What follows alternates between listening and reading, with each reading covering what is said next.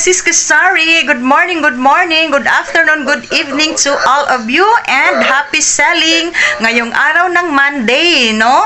So, first day of the week and kumbati na naman tayo guys sa ating mga tindahan.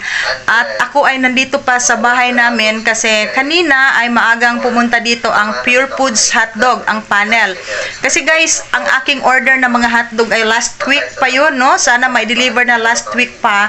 Kaso lang, maraming kulang. Wala silang chicken nuggets na sulit pack and hanggang ngayon ay wala pa rin. So, akala ko ay may dala silang mga chicken nuggets and breast nuggets. Yun talaga guys ang aking pinaka-saleable at order ko sa panel ngayon. And then, walang stocks.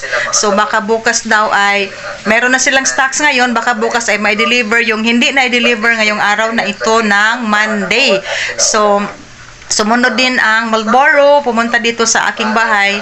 And then, si Mr. ay nag-open na sa meat shop. So, ako dito ay marami pang inaasikaso. Kasi guys, meron akong isi-share sa inyo, no? Meron akong mga canned goods dito. Ito guys, no?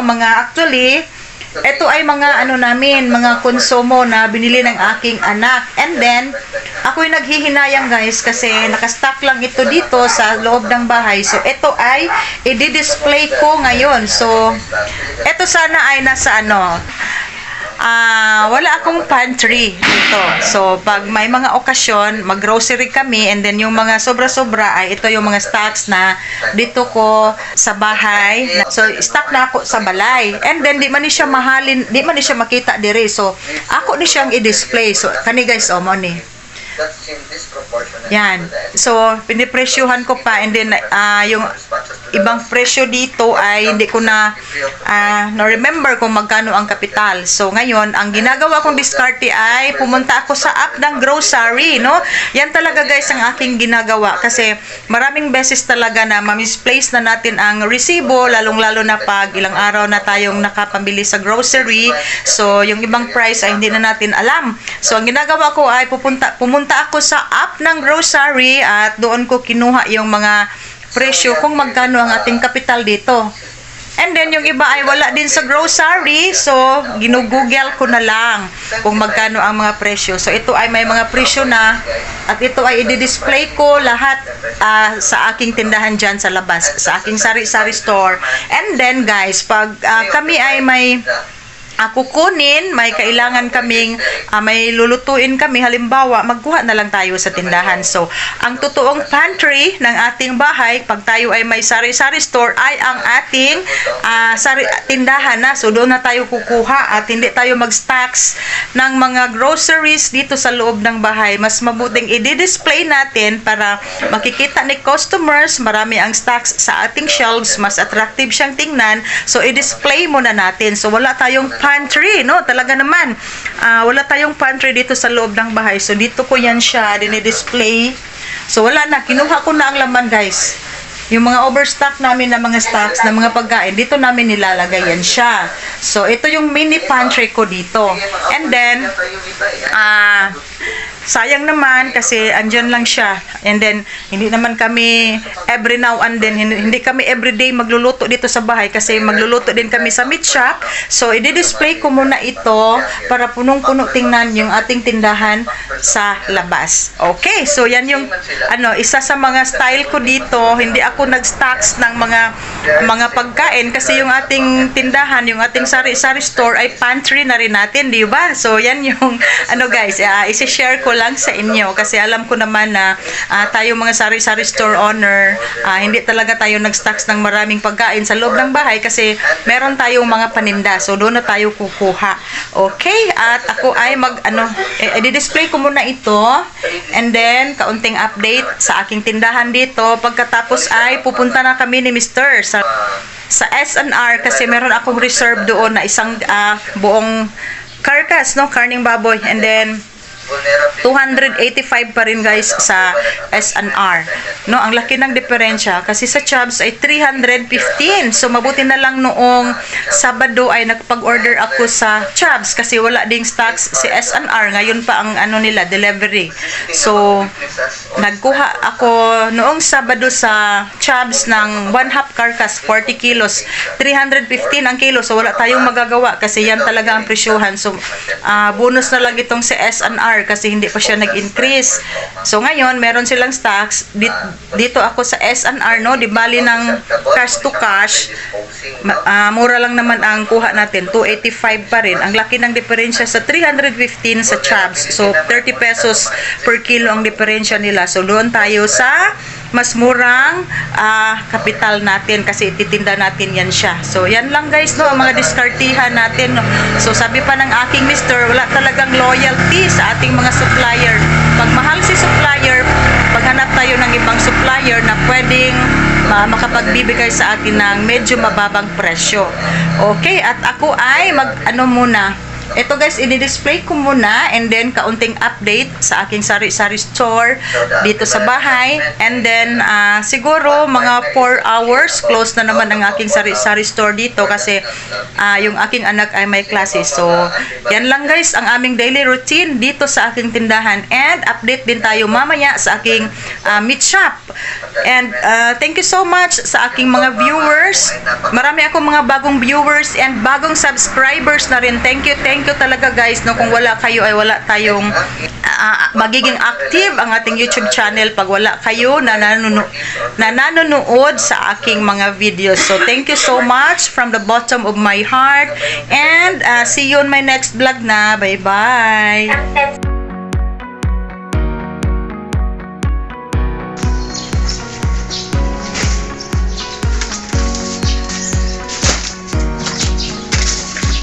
PJ ni mana nga akong kilo nada sila lo ma'am.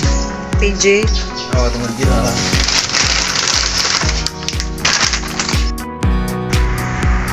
Okay guys, ito yung aking mga order ng Pure Foods hotdog, no.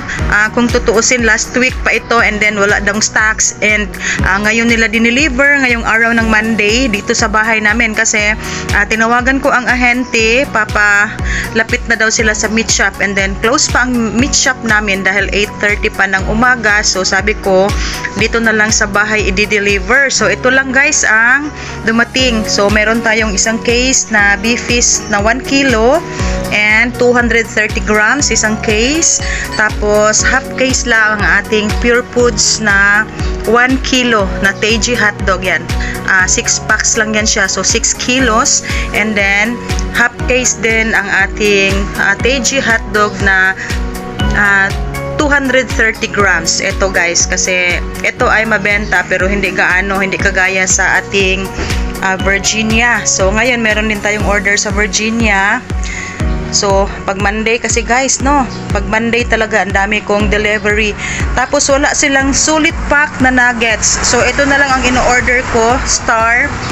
Pero tag 1 dozen lang ito kasi bukas ay meron daw silang stocks. So yung ibang order ko bukas na i-deliver. Meron pa kasi akong order na half kilo na Tender Joycey and cocktail na tag 500 grams. So walang stocks. So bukas ang i-deliver nila ay solid pack na nuggets, yung green, tapos breast nuggets. So ang kinuha ko ay 2 case na sa ating solid pack na chicken nuggets dahil napakalakas noon guys. And then meron din tayong with cheese na Star nuggets, and then medyo mura ito, 45 ang etong may cheese ay 47 ang ating puhunan, and then ito ay 45. So hindi ganong saleable ito sa meat shop, itong mga Star chicken nuggets ng Pure Foods. Ang malakas talaga ay yung sulit pack, yung green at saka yung breast nuggets. So ito lang guys ang ating order na dumating from Pure Foods. Ito lang lahat. So mayroon tayong 2 case na BLC, and then half case lang ito. Ito yung counterpart sa Virginia, 250. Mga mahal na hotdog guys. So ito ay dadalhin pa ni Mr. Mag-open na siya sa meat shop, no, alas 10 na ng umaga. At ako ay pa dito sa tindahan, magdi-display at maglilinis pa dito sa sari-sari store ko dito sa bahay namin. Okay? At ang ating Red Horse ay kaunti na lang guys, no? Ang dami kong naibentang Red Horse kahapon, mga 4 na case, no? Okay.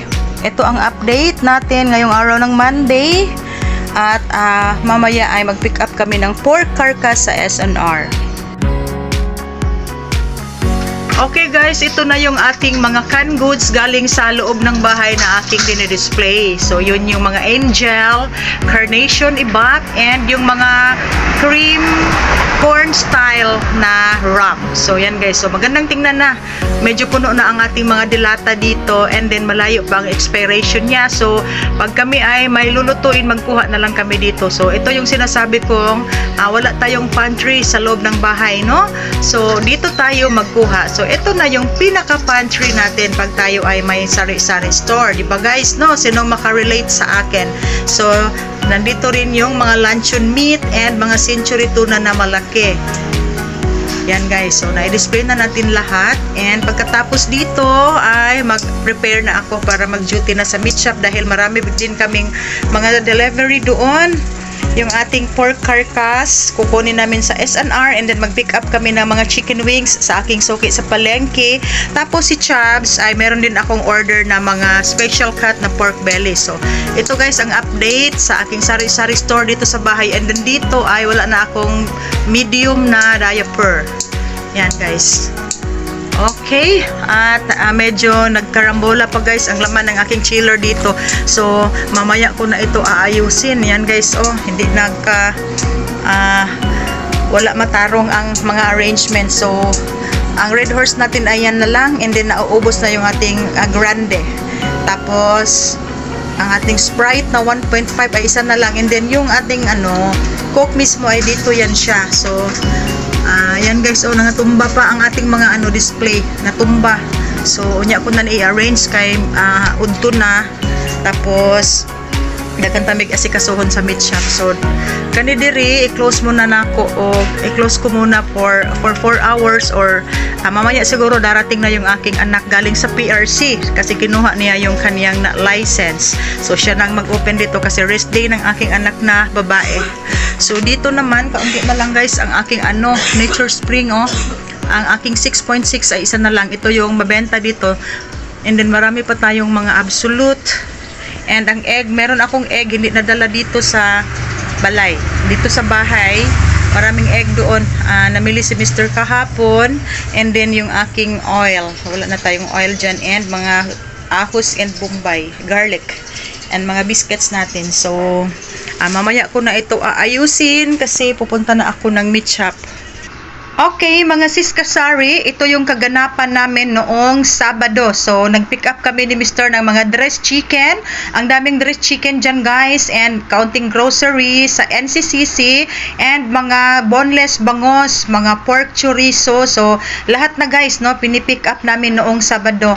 And then, ito yung ating meron din akong mga hotdog na napamili sa MFD kasi naubusan ako ng kaunting hotdog. So, ito lahat guys, no, iminaba na ng aking mga sales lady sa sasakyan, at nandito na kami sa meat shop. So mamaya ay magdi-display na kami lahat sa aming mga napamili. So ito guys lahat ang aming mga kaganapan. So ito yung ating dressed chicken, whole chicken, quarter leg.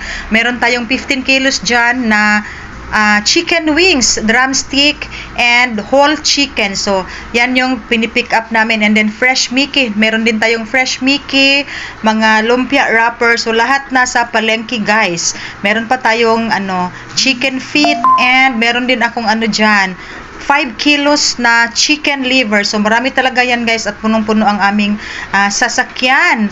So, ito lahat ang ating mga stocks ngayong Sabado, nung araw ng Sabado. So, yan yung lumpia wrapper and fresh Mickey.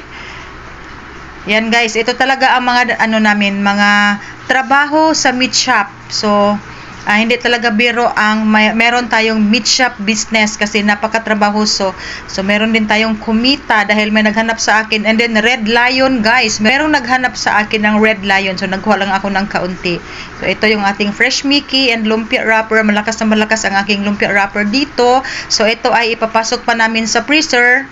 And then, yung iba ay i-display na natin. So, ito yung ating pork chorizo. Marami yan siya, guys. Meron pa tayong tinain ng baboy na chorizo dyan at mga sulit pack na chicken nuggets kasi yung aking order sa Pure Foods ay wala, no? Walang stock.